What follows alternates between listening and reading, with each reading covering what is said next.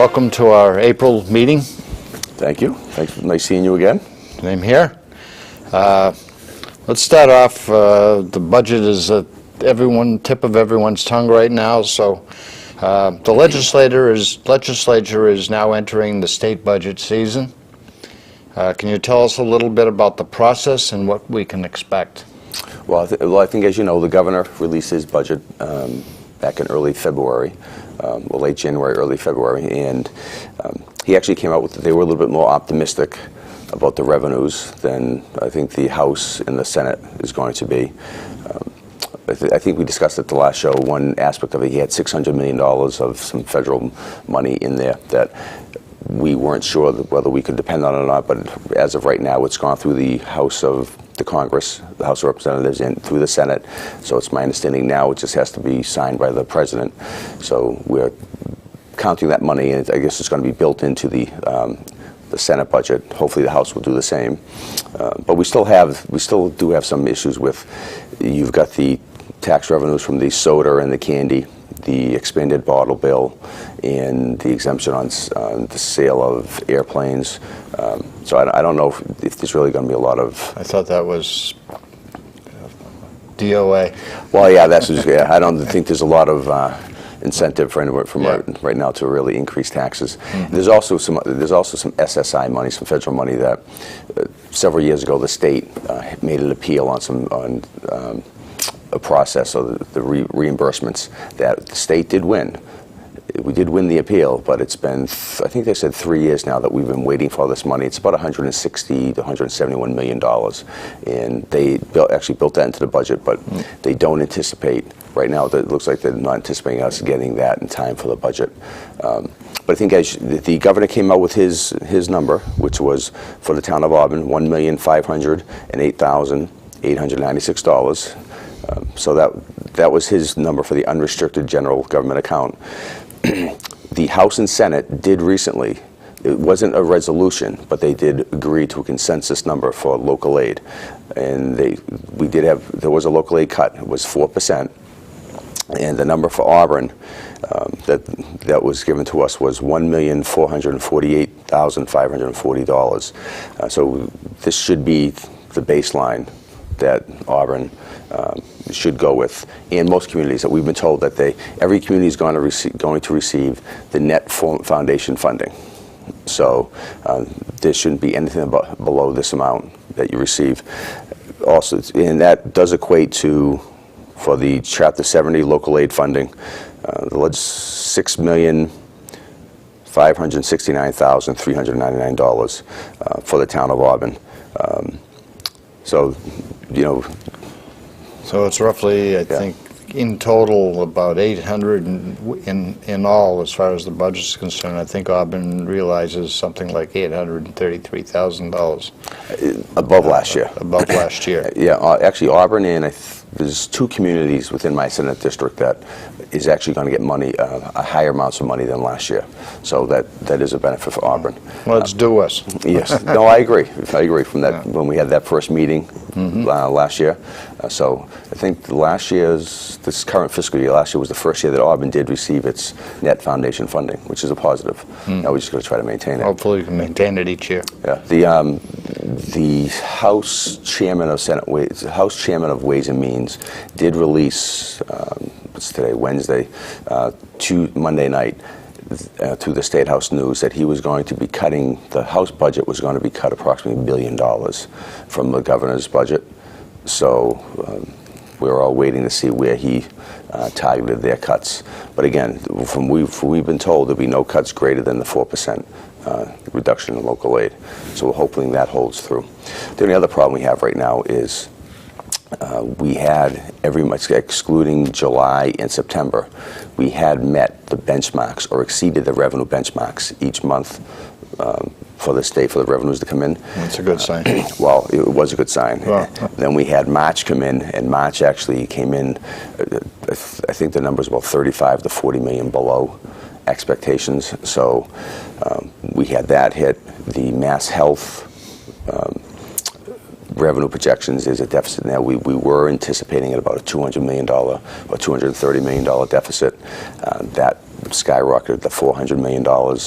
So we're on a watch now for April to see what the revenues are for that. And one thing people should realize too is with the economy the way it is, with people losing jobs, the mass health account is going to be affected by that, because the more people that lose their jobs, the more people end up going on to that service. So that was an unexpected uptick in the mass health deficit that we now have to deal with. So. Okay. What about education? Well, again, the education, the leadership has recommended that Auburn receive $6.5 million for that. So hopefully that will be at the net level funding, foundation funding, and it's $800,000 higher. We did that, and then we also did the education reform recently, which I don't think really is going to have much impact on Auburn right now, because you don't have any what's deemed an underperforming school. I think you're really going to see, I don't know if you saw in the papers what happened with Worcester. They had Union Hill School and the Chandler Elementary School were both rated as level 4 underachieving schools.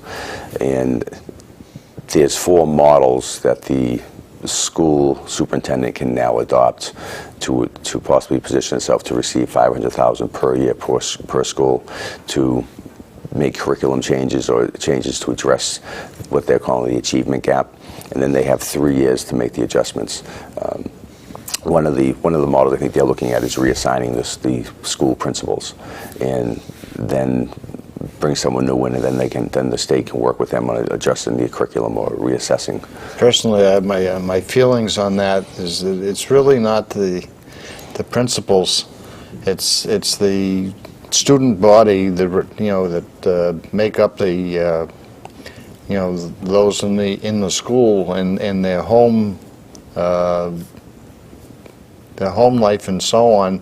They're made to meet the mass cast testing and so on, and they're not up to date on the English language, and they have trouble.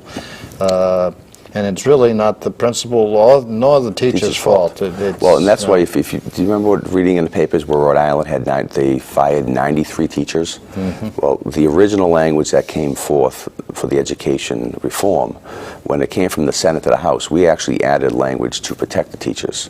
We added good cause language, so that you couldn't go into the school that's been deemed underperforming, just fire all the teachers. You had to show that there was good cause for that teacher to be terminated or reassigned.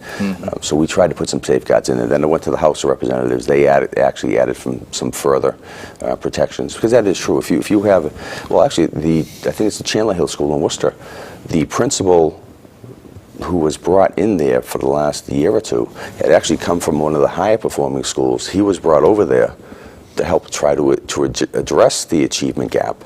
And since that point, now the school gets ranked by the state as a level underachieving school, level 4.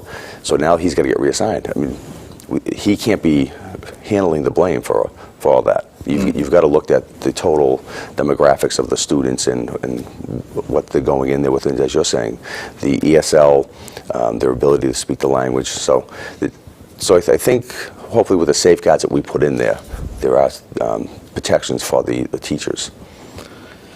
And what about oversight hearings and fair share contributions? Well, actually, I think we've talked about this before with the small business and the healthcare and the agency coming in doing audits. Again, this is being my first term. It's been a learning curve for me.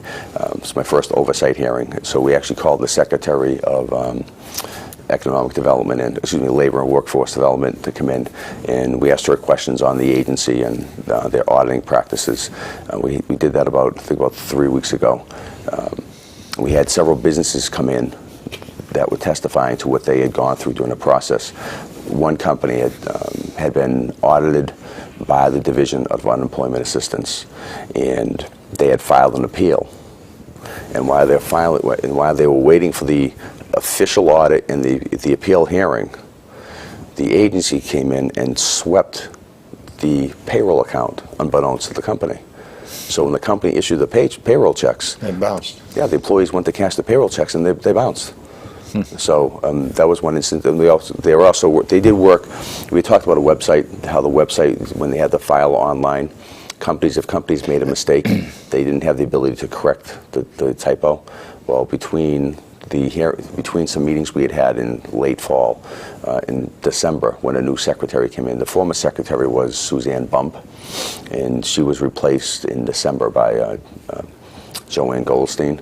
And in December, they've already corrected the problems with the website. So now a company does have the ability to go back and correct any mistakes that they may have made. Because previously, you didn't have the opportunity to correct the typographical error or mistake.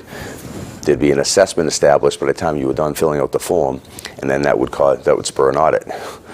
And then if you wanted to try to make a correction, you had to go through the long process of writing an affidavit, under oath, submitting it, and where you could have just streamlined it. In small businesses, they don't have accountants on staff or people with special expertise. They've got a contract for these services. Yeah. So it's a big burden to be put on them.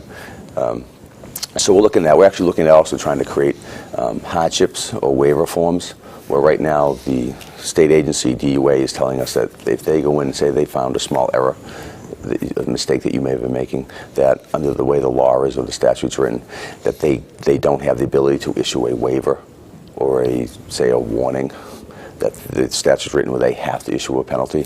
So we're looking at, based on what we've heard from some other businesses that came in, we're looking at trying to establish a waiver form, statements of noncompliance, so that if you make an error, where one company testified I think they had 100 employees. Out of that 100 employees, 98 of them had what's called the HERD form. That's the form that has to be filled out for each employee. Well, when the agency came in, because they didn't have those two forms, the agency, instead of finding them for the two forms or assessing a penalty for the two they didn't have, they assessed the penalty for all the employees. Well, that's ridiculous. So we're trying to address that also, and make that a little bit more workable for small businesses. Okay, the legislature has recently taken up major economic development legislation. Can you tell us about what is in that legislation and what your thoughts are? Well, I think it's the right thing that we should be doing. Last year, my first year in office, a lot of emphasis was put on reforming how we provided services.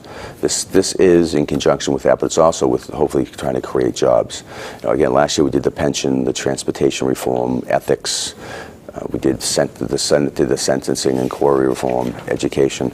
This looks at, there are 39 separate state economic development entities or agencies. This is actually going to merge some of them, streamline their operations, and hopefully get a more efficient way of providing capital resources to small businesses, or even help advocating for businesses in the area. This would create a one-stop regional center. So if you're looking to create a company in Massachusetts or even move here, you'd have one regional entity that you could go to, and this entity would be able to, if you needed capital resources or revenue, they would actually hopefully be able to steer you in the right direction on how we're getting low interest loans, grants, or even what area might best fit the demographics. The demographic area might fit your company. So it's a way that we're trying to look at, trying to help streamline and attract businesses here, make it easier for them to come here. There's one aspect of it. I did file an amendment. Being central Massachusetts, we have a lot of open space and farmland. And these tours that we have done for the Small Business Committee, we've heard a lot about over-regulation from the state. We've actually got a regulatory impact statement language in this bill, in this economic development bill. I think we've discussed this before, with the state, before they can implement any more regulations, they would have to do a regulatory impact statement to show what the impact of that's going to be on the business sector that they're trying to establish regulation for. Well, I placed an amendment in there trying to get this out to the farm and agricultural sector, because we have a lot of farms in Central Mass. Mm-hmm. So hopefully I get some movement on that in this bill also, but we're looking to try to get that done. By combining several of these departments into more centralized service, are we eliminating positions, or is the state still maintaining the level of Well, hopefully, employees, that were in the separate groups that are now being centralized? well, hopefully we'll see a streamlining and reduction in employees. That's obviously part of when we're looking at the efficiency aspect of it. Hopefully we will see that. One thing, the Northeastern University just came out with a report within the last month and a half, showing that since 2001, the state of Massachusetts has actually reduced its workforce by approximately 5,000 people. You keep hearing on the media that the state's hiring more people, but this report that I did showed that over the last 8 years that we have reduced it by 5,000 people. I was just actually with the new superintendent for the Massachusetts State Police yesterday, and she was actually telling us that the state police are actually down 400 officers. They're back to levels of 1992 for the state police. So, you hear of all the, I guess, the attacks on government, but when you're looking at some of the services, there has been a reduction in what some of these state agencies can provide right now, the services. One of your roles in the Senate is chair of the Joint Committee on Community Development and Small Business, as you had mentioned before. Yep. In the past on this program. We've discussed the issue and have looked into the Division of Unemployment Assistance. On March 4th, you had held a public hearing on that issue. Can you remind us again what the issue was about and tell us what you heard at the hearing in terms of testimony? Well, again, that was the Division of Unemployment Assistance, where we had the oversight hearing, where they were coming in regarding the audit practices. If an auditor would come in, that audit, you're required to have 25% uptake rate of your employees, or 33%, having 33% of the premium insurance coverage.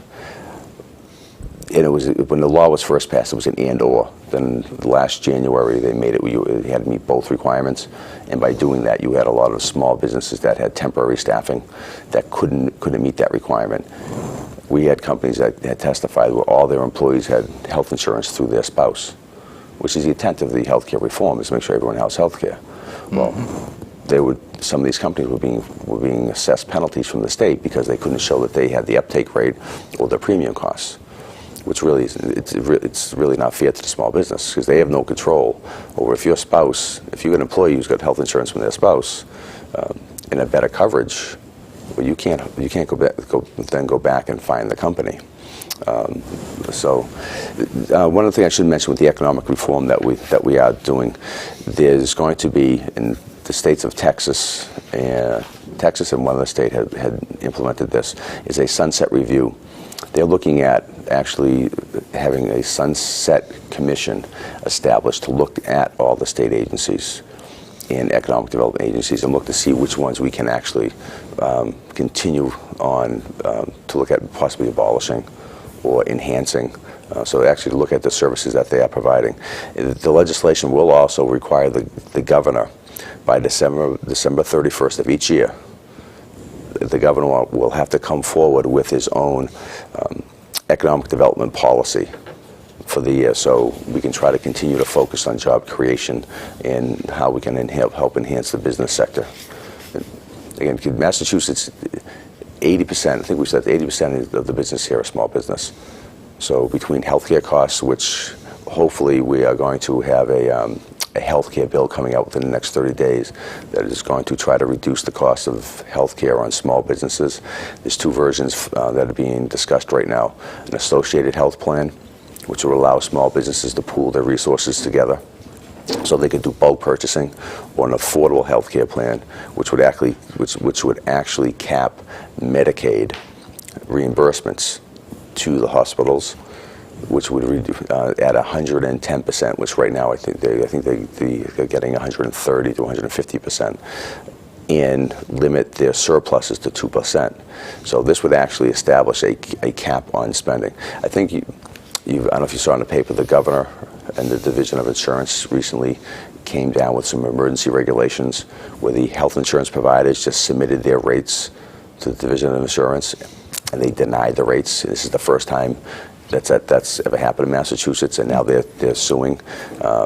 Normally there's public hearings, which the administration, because of the economy right now, implemented emergency regulations establishing the hearing and the rate setting. So right now the insurers are appealing that through the court system. So this is hopefully the legislation that we're going to work on within the next 30 days. Hopefully this will help address that and maybe resolve that other issue that's pending out there. Because right now, the small business has been receiving over 20% increases in healthcare costs. I think everyone feels the added cost right now for healthcare. I mean, we can say that healthcare reform in Massachusetts has been successful as far as who we're providing coverage for. I think the number is 97% of the people now in Massachusetts do have health care, but the costs have been spiraling up. And until we address that, we're going to have issues with small businesses or employers who may not want to hire because they don't know what the added cost of the health care is going to be. They hire people on a part-time basis so that they're not obligated to have insurance coverage. They keep them under whatever the minimum is, whether it's 20 hours or whatever, and then they don't have to provide those services. Yeah, and actually, then what Massachusetts did, instead of hiring, when they say 11 employees, it's the FTE, full-time employees. Well, some people, and I think businesses they confuse it. Massachusetts, it's full-time equivalent. It's FTE. So if you have a company that hires too many part-time employees to circumvent the law, the full-time equivalent actually establishes an hourly base mark. So if you could have 20 part-time employees, but if they exceed that full-time equivalent hours benchmark, you've now got to provide insurance for those employees. Yeah. So. Just a couple of things I wanted to cover today, which we didn't have in our notes. That it's very important. One is Auburn is having its annual town meeting on the 6th of May, and it's that body, the town meeting members of the body that decides all the financials of the town and takes the votes. So whether they realize it or not, it's the importance that they're there, that they're present, that they're on time, and that they take the necessary votes that they feel what the people's needs and wants are. On the 6th of May, they're more important than any body in town, whether it be the planning board or the board of selectmen or the finance committee or whatever. They're the ones that make the final vote and decision on what and where the money goes. So I just want to bring that up to everyone's attention this morning. Because no matter what board sets a priority in town, it's the voters at the town meeting that can either redirect the funding, overturn that, or reestablish your funding goals. Absolutely correct. And also, I'd like to remind everyone that May 20th is our annual town election. Are you up for election this year? No. No? No, Okay. not this year. We do have some contested races, and in a couple of the key positions like school committee and board of selectmen, and I'd urge everyone to get out and vote on the 20th to get the person in that you hope is going to speak for you and what your wants and needs are. You can't please everyone, as I've learned over the years and so on, but I try to do the best for the town as a whole, and some you win, some you lose, but I try to do what's fair for any and all. Well, I think that's all you can ask of your public officials, to vote their conscience and what they think is best for the town, the citizens. Do you have anything else to add this morning, or do you think we've covered all the subjects? Hopefully by the time of the next show, we'll have the House budget will be released, so we can discuss that some more. And I know we have we're doing it Thursday, tomorrow, we're going to be addressing the supplemental budget that the governor had proposed 2 months ago, so we're addressing that. We have the municipal relief package coming up for debate, which there are several initiatives which I don't know if I'll be successful or not, but I know from when I was on the board in town, I'd like to see passed. I'm going to try to file some amendments, and one of them being to give municipalities a tax rebate when purchasing of fuel or utility costs, which the state enjoys. So why not, as if we're really going to look at municipal relief for them, that could be a cost savings for the cities and towns. Even on DEP assessments, environmental protection, right now they can assess towns if you've got a hazardous waste site or a issue of non-compliance. They assess communities a yearly assessment fee. Well, I'd like to see if we can try to get that out in the law. We're prohibiting them from charging municipalities that fee. So there's going to be several aspects of the municipal relief that hopefully early retirement. There's going to be an early retirement section of that. So we'll see the impact that can be on the town of Auburn. So. Okay, well, thank you very much for coming in this morning. Thank you. And welcome next month's Okay. meeting. Thank you very much. Thank you.